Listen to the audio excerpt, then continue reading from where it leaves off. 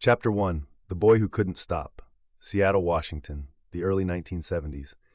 Inside a private school called Lakeside, a skinny 13-year-old with oversized glasses sat hunched over a clattering teletype machine, lost in a world almost no adult around him understood.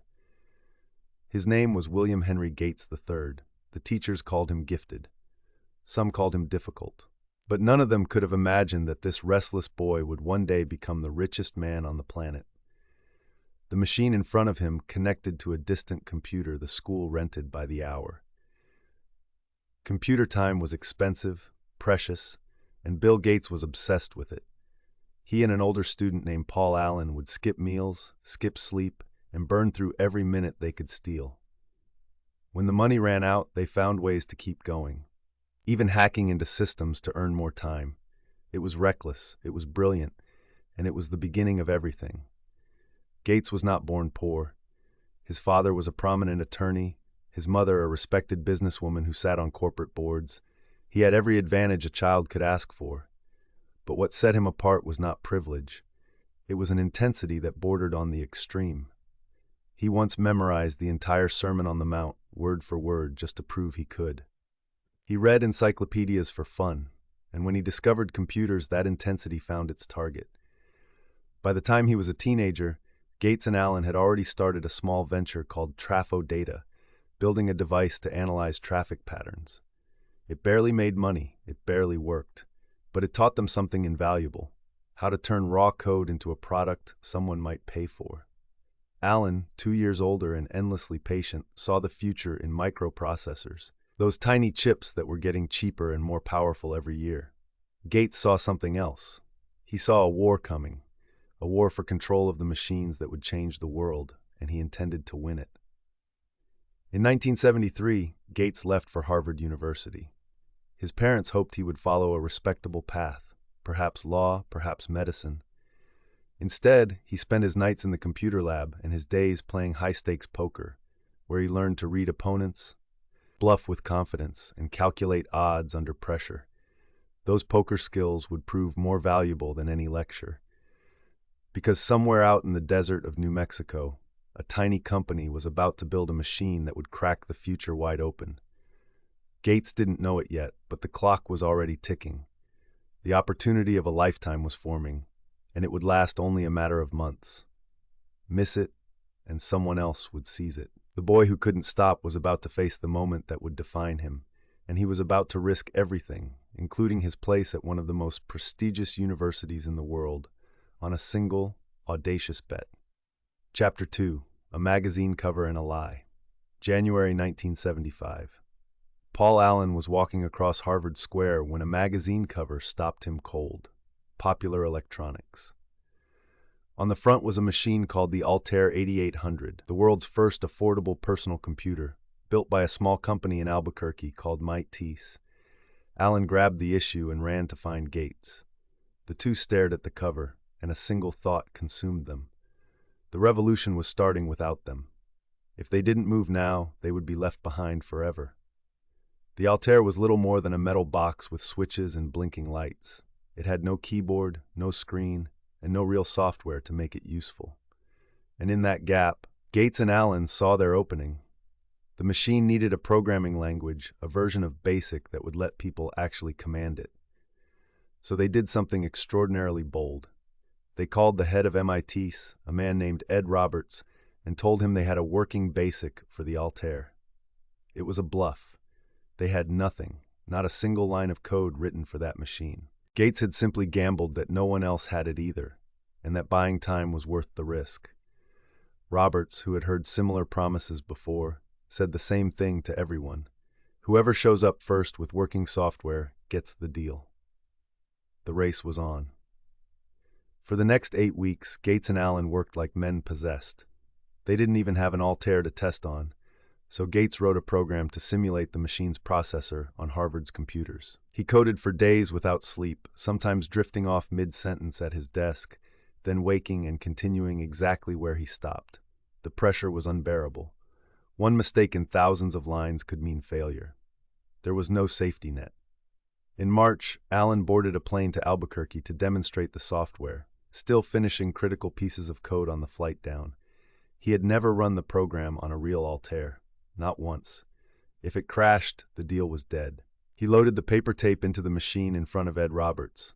The lights flickered, the teletype came alive, and the Altair printed a single, glorious word back: ready. It worked.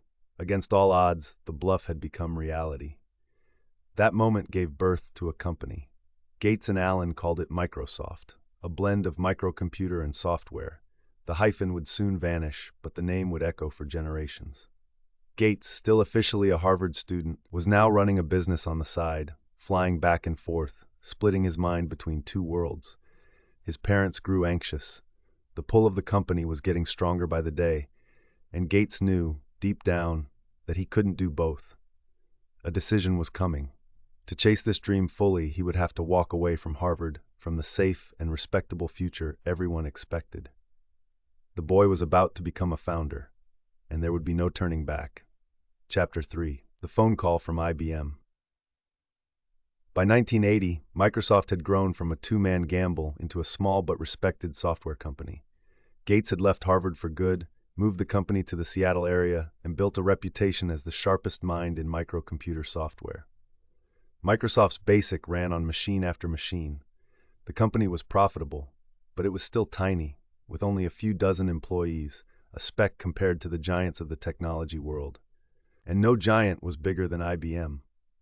International Business Machines was a corporate titan, the most powerful computer company on Earth, worth tens of billions of dollars. For decades, IBM had dominated the world of massive mainframe computers. But the personal computer revolution was catching them off guard, and they were terrified of missing it. So IBM launched a secret crash project to build their own personal computer, fast. To move quickly, they decided not to build everything themselves. They would buy components and software from outside companies. And in the summer of 1980, IBM's representatives made a phone call that would change history. They wanted to meet with Microsoft. When the men from IBM arrived, Gates, just 24 years old and looking even younger, met them in a suit. The story goes that he was so boyish that the IBM team initially mistook him for an office assistant. But the moment the conversation began, the impression vanished. Gates spoke their language. He understood the technology, the business, and the stakes with stunning clarity. IBM needed two things: a programming language and an operating system, the fundamental software that would control the entire machine. Microsoft had the languages, but the operating system was a problem. IBM had first approached another company, Digital Research, led by Gary Kildall, whose product CP/M was the industry standard. But those negotiations fell apart, a failure that would haunt the computing world forever. IBM came back to Gates and asked the question that would define his fortune. Could Microsoft provide an operating system too? Gates had a choice. He could say no and stay in his lane, or he could say yes, promising something his company did not actually have. He had seen this moment before, on a magazine cover years earlier, and once again, Gates chose to say yes. He told IBM that Microsoft could deliver an operating system. It was the Altair bluff all over again, but this time the stakes were 1,000 times higher. The customer was the most powerful technology company on the planet, and the deal could put Microsoft software inside millions of machines or destroy the company's credibility entirely. Now Gates had a promise to keep and no product to back it up. Somewhere nearby, almost unbelievably, the solution already existed, written by another programmer at another company who had no idea what his work was worth. Gates knew exactly where to find it, and he was about to make the most important purchase in the history of business. Chapter 4. The $50,000 Secret. The clock was ticking, and Gates needed an operating system fast. He didn't have to look far. Just down the road, a company called Seattle Computer Products had built exactly what he needed.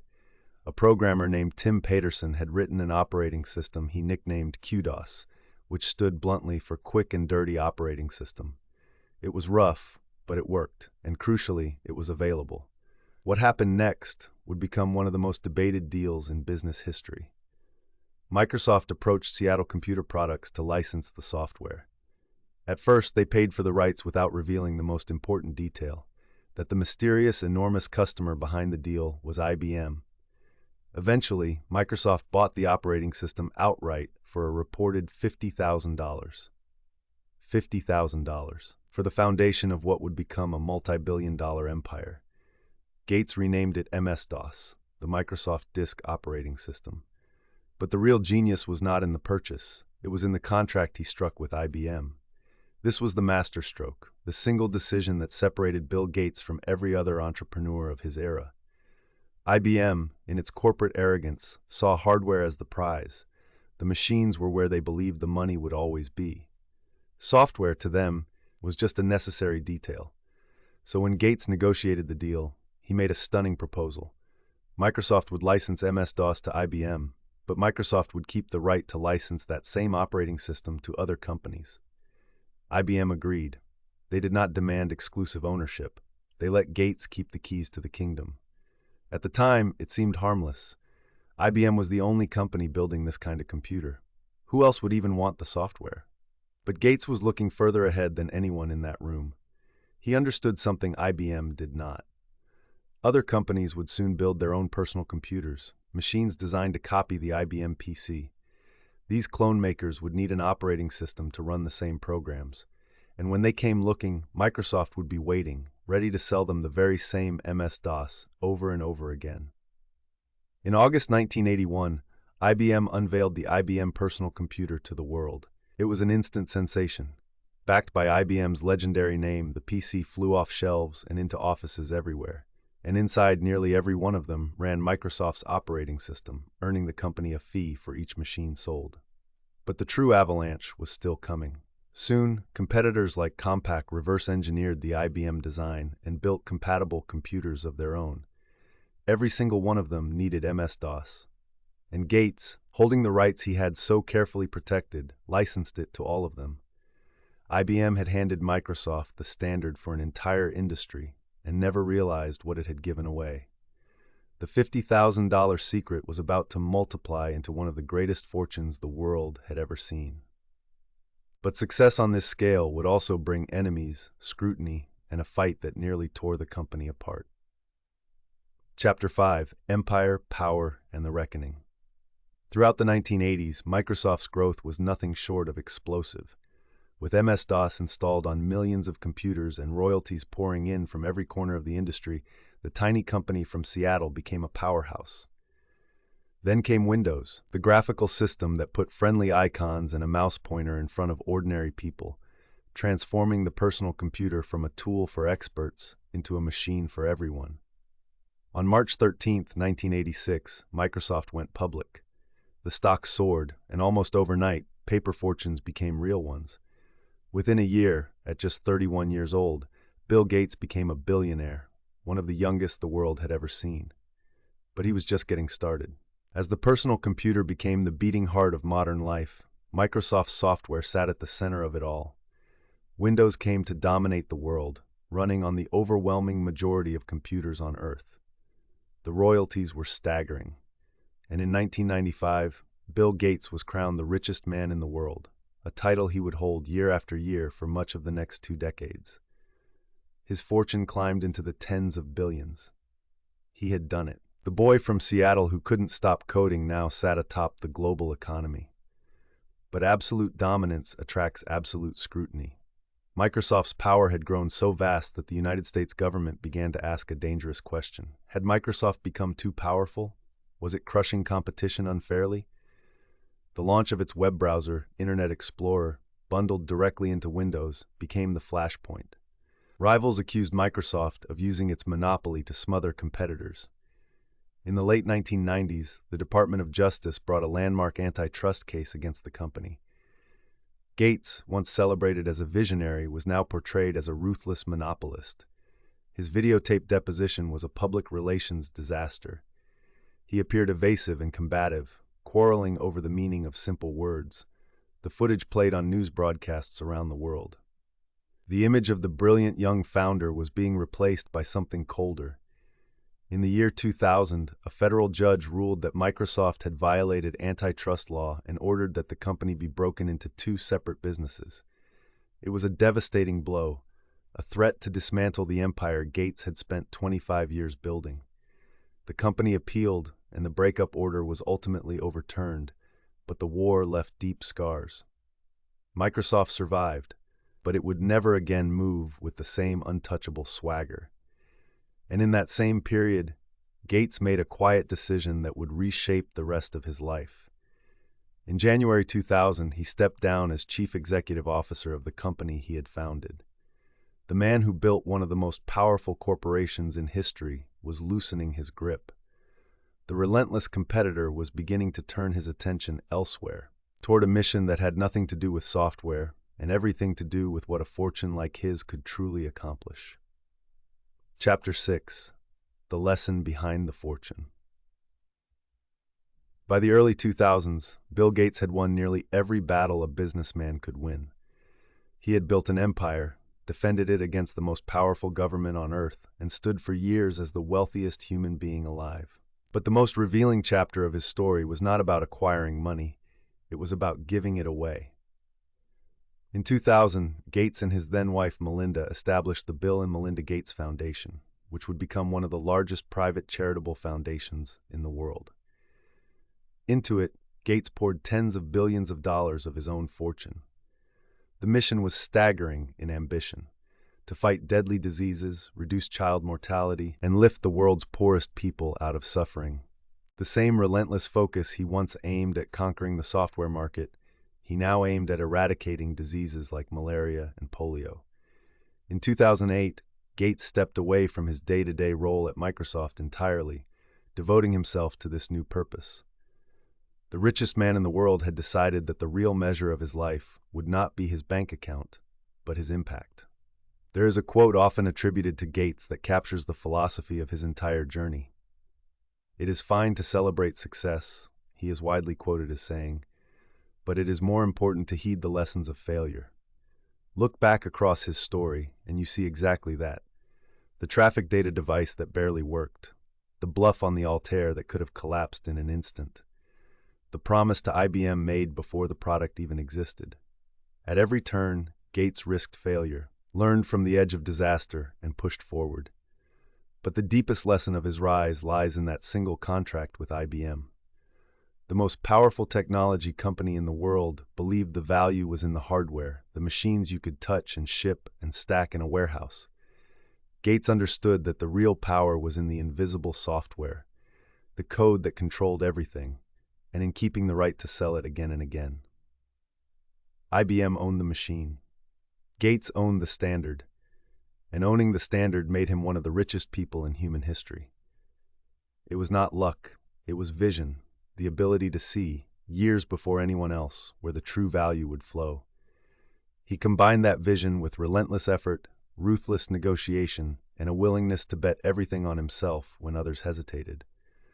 The boy who couldn't stop coding became the man who reshaped how the entire world works, communicates, and creates. And in the end, his story leaves us with a single, powerful truth. Fortunes are not built by those who follow the obvious path. They are built by those who see value where others see nothing, who act with courage when the moment is fleeting, and who understand that one well-timed decision, one carefully protected right, can change the course of a life, an industry, and the world itself.